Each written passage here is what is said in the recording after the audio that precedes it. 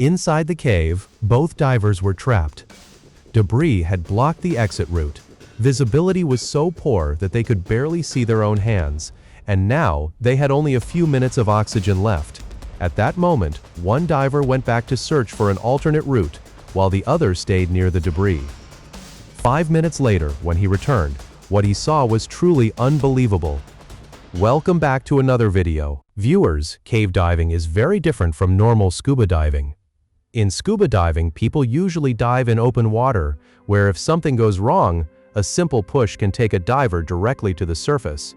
But in cave diving, there are rock walls above and on both sides, with only a narrow passage to move through. If your oxygen runs out, your equipment fails, or you lose your sense of direction, it's game over. Cave diving is one of the few activities with an extraordinarily high fatality rate. In swimming, there are about 1.77 deaths per 100,000 participants. In the same way, base jumping sees around 43 deaths per 100,000 participants.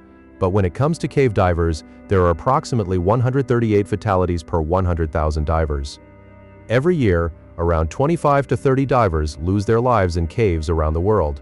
And this number remains relatively small only because very few people actually take part in cave diving. Sherwood Springs in Florida is like a maze. Some tunnels lead to dead ends, while others lead directly toward death. The cave ranges from 80 to 120 feet in depth. The water temperature remains around 22 degrees Celsius, and visibility is normally crystal clear. It was the morning of November 17, 1991. The weather was pleasant, and soft sunlight shimmered across the surface of the water. The Woodville Karst Plain Project had set out on a mission. Their objective was to explore new passages inside the cave and create a map of them. Among the divers were two newcomers, Bill and Parker. The two friends shared a passion for adventure. For them, this was not just another dive. It was a chance to push their limits and achieve something remarkable. But they had no idea that this journey was about to become the greatest test of their lives. When most people hear the name Sherwood Springs, they imagine a small pond because, from the surface, it appears to be nothing more than a circular spring measuring about 56 meters across and only 9 meters deep. But the real story lies beneath.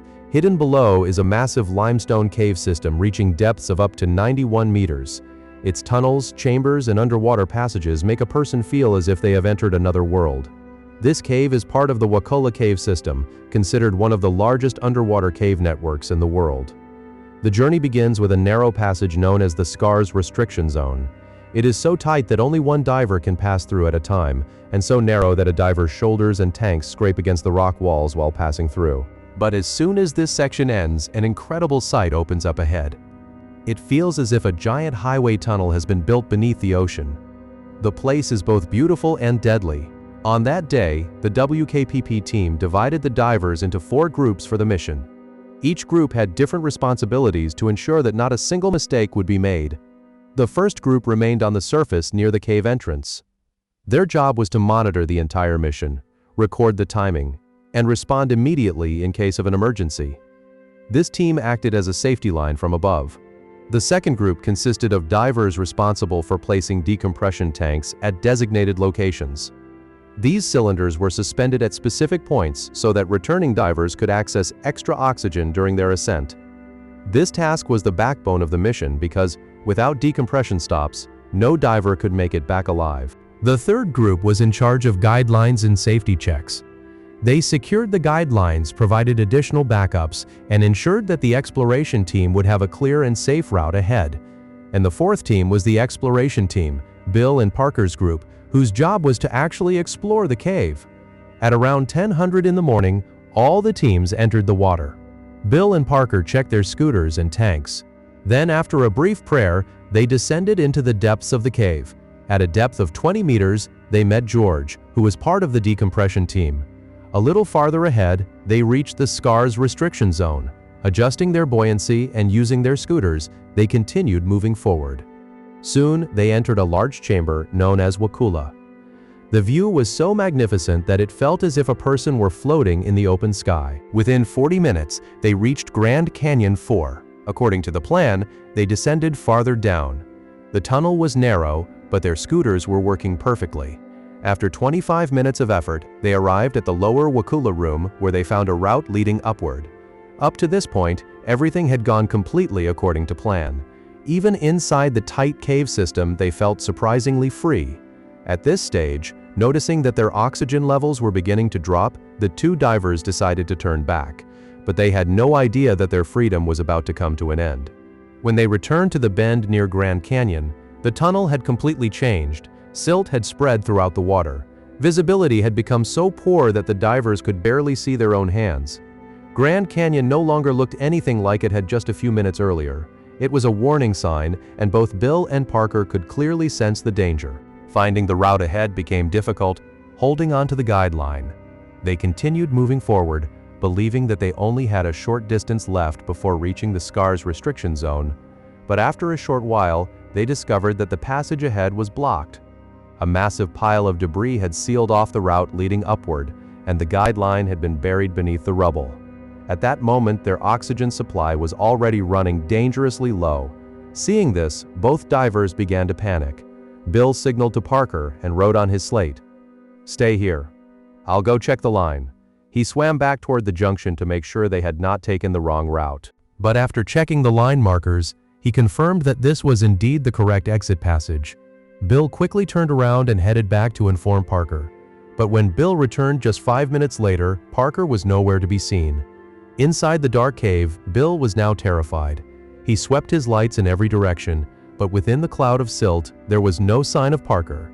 Then he noticed a small stream of water flowing through the pile of debris. He thought that perhaps Parker had squeezed through the opening and made it to the other side.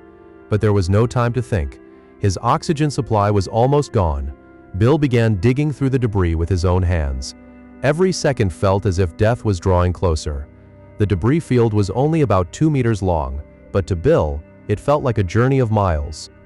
Finally, he managed to create enough space to squeeze through. The tunnel now angled upward. As he continued, Bill noticed a regulator hanging from the guideline, but he ignored it because his own oxygen was running out. Holding his breath, he pushed forward. At last, he reached the decompression station at a depth of 30 meters and took a deep breath from one of the oxygen cylinders.